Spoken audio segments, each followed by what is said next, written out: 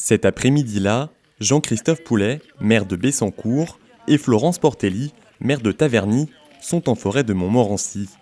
Tous deux viennent constater l'ampleur des coupes d'arbres réalisées récemment par l'Office national des forêts. Là, vous voyez un petit peu l'état, donc l'état des chemins qui sont ravagés, voilà, ça fait des mardeaux. Et puis donc l'état des coupes et l'impact fort sur le paysage dans un site assez exceptionnel, au croisement de Taverny, Saint-Leu, Bessancourt. Et Tango d'Art, c'est ça. Et donc c'est un site auquel les gens tiennent tout particulièrement. Si cette parcelle a été coupée, c'est à cause de la maladie de l'encre.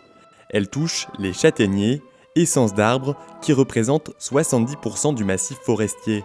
Causée par un micro-champignon présent dans le sol, cette maladie détruit les racines des arbres et les empêche de s'alimenter.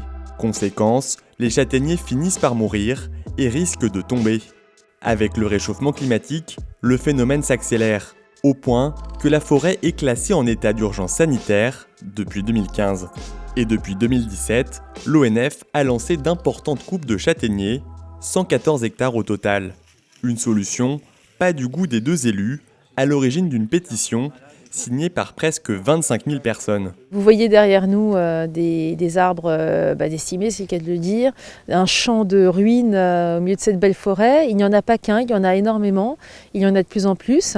Alors on n'est pas, avec Jean-Christophe Poulet, nous sommes pas aveugles ou sourds, nous avons parfaitement entendu et lu qu'il y avait la maladie de l'encre, on le constate aussi nous-mêmes, c'est une maladie qui frappe les châtaigniers et il faut évidemment l'endiguer, mais c'est la méthode utilisée qui nous choque, qui nous interpelle et pour laquelle nous demandons un audit. Sans traitement connu, ces coupes seraient la seule méthode possible pour éviter des chutes d'arbres sur les promeneurs, selon l'ONF. Derrière, il y en a un là qui est, il est gris clair. Il est plus clair. Il a perdu son écorce. Exact.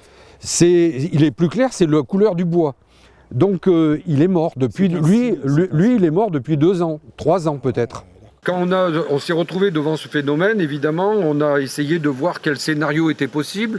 Il y avait le scénario de ne rien faire. Donc évidemment, c'est prendre trop de risques dans la forêt la plus fréquentée du Val d'Oise avec 3 à 4 millions de visiteurs. Le deuxième scénario, c'est d'enlever les arbres vraiment au fur et à mesure.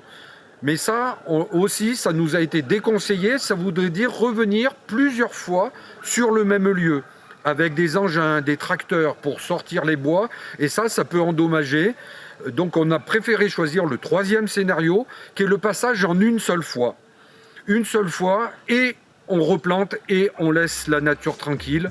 Une démarche systématique selon l'Office national des forêts, qui explique replanter des variétés autres que le châtaignier.